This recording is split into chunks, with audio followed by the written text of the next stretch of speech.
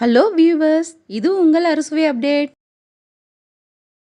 இன்னைக்கு நம்ம பார்க்க போகிறது ரொம்ப டேஸ்டியான ஹெல்தியான ஸ்வீட் ரெசிபி.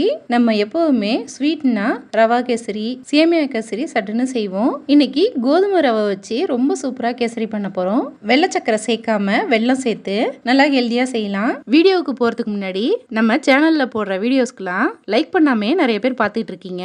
லைக் பண்ணி சப்ஸ்கிரைப் பண்ணி நம்ம சேனலுக்கு சப்போர்ட் பண்ணுங்க. வாங்க இது எப்படி பண்ணுறதுன்னு பார்க்கலாம். இது பண்ணுறதுக்கு ஸ்டவ்வில் பேனை வச்சுட்டு 1 ஸ்பூன் நெய் ஊற்றிருக்கேன். நெய் நல்லா சூடானதும் ஒரு சின்ன கப்பில் கோதுமை ரவை எடுத்திருக்கேன், அதை சேர்த்துக்கிறேன். சேர்த்துட்டு இது நல்லா வறுத்துக்கோங்க. இது 1 நிமிஷம் வறுத்து விட்டப்புறம் தேங்காய் திருவல் சேர்க்கணும்.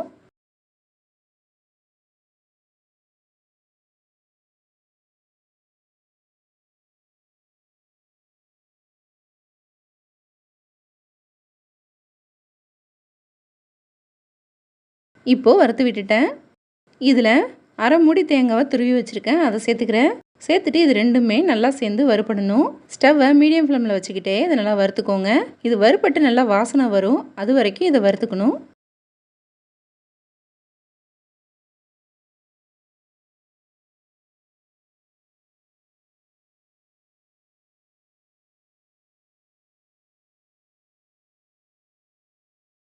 இப்போ நல்லா வறுபட்டுடுச்சு. இதை ஒரு பிளேட்டுக்கு மாற்றிக்கிறேன்.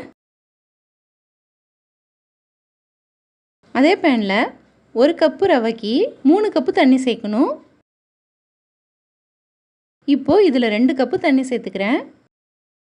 இன்னொரு பாத்திரத்தில் இனிப்புக்கு நம்ம எந்த கப்பில் ரவை அளந்தோமோ அதே கப்பில் 1 கப்பு வெல்லத்தை நுணுக்கிட்டு வச்சுருக்கேன், அதை இதில் சேர்த்துக்கிறேன். இதில் 1 கப்பு தண்ணி சேர்த்துக்கலாம்.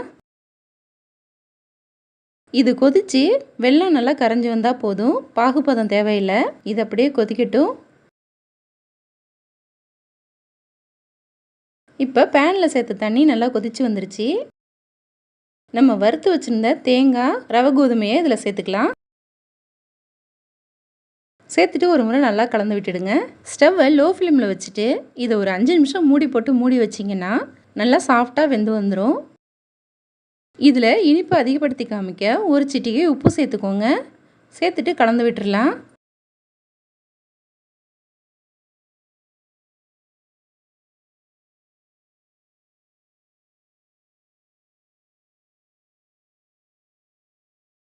இப்போ 5 நிமிஷம் கழித்து திறந்து பார்க்குறேன். நம்ம சேர்த்த தண்ணியெல்லாம் உறிஞ்சிட்டு நல்லா சாஃப்டாக வெந்து வந்திருக்கு. இது போல் எடுத்து நசுக்கிட்டு பாருங்கள். இன்னும் வேகணும்னா இன்னும் கொஞ்சம் நேரம் மூடி போட்டு மூடி வச்சுக்கலாம். இப்போ இது நல்லா வெந்து வந்துருச்சு. நம்ம வெள்ளை தண்ணியை சேர்த்துக்கலாம். வெல்லம் நல்லா கரைஞ்சிடுச்சு. இது ஒரு வடிகட்டி வச்சு வடிகட்டிக்கணும்.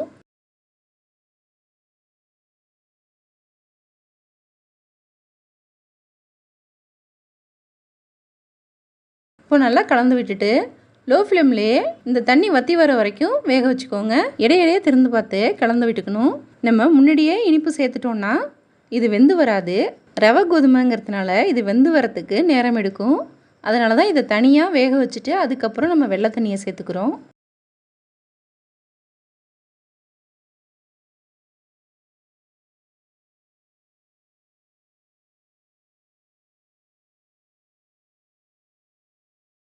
இப்போ பாருங்கள், நல்லா கெட்டியாகி வந்துருச்சு. இது கூட வாசனைக்கு 1/4 டீஸ்பூன் ஏலக்காய் தூள் சேர்த்துக்கோங்க. 2 ஸ்பூன் நெய் ஊற்றிக்கலாம். நல்லா இதை கலந்து விட்டுறணும். இன்னும் ஒரு 2 நிமிஷம் மட்டும் ஸ்டவ்வில் வச்சுருந்தா போதும்.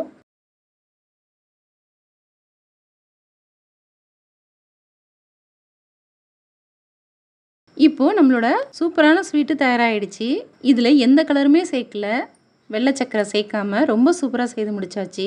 நம்ம ரவை கேசரி, சேமியா கேசரி பண்ணும்போது கண்டிப்பாக கலர் சேர்க்கணும். ஆனால் இது போல் ரவை கோதுமையில் பண்ணும்போது கலர் எதுவுமே சேர்க்க தேவையில்லை. நம்ம சேர்த்த வெல்லத்திலேயே நல்லா கலர் கொடுக்கும். நம்ம கோதுமை வெல்லம் வச்சு செய்யும்போது எக்ஸ்ட்ரா எந்த கலருமே சேர்க்க தேவையில்லை. இந்த ஸ்வீட் செய்து கொடுத்தா எல்லோருமே விரும்பி சாப்பிடுவாங்க. நல்லா சாஃப்டாக ரொம்ப ரொம்ப டேஸ்ட்டாக இருக்குது. நீங்களும் இது போல் ஒரு முறை ட்ரை பண்ணி பாருங்கள். இந்த வீடியோ பிடிச்சிருந்தா லைக் பண்ணுங்கள், ஷேர் பண்ணுங்கள். நம்ம சேனலுக்கு புதுசாக இருந்தால் சப்ஸ்கிரைப் பண்ணுங்கள். தேங்க்யூ.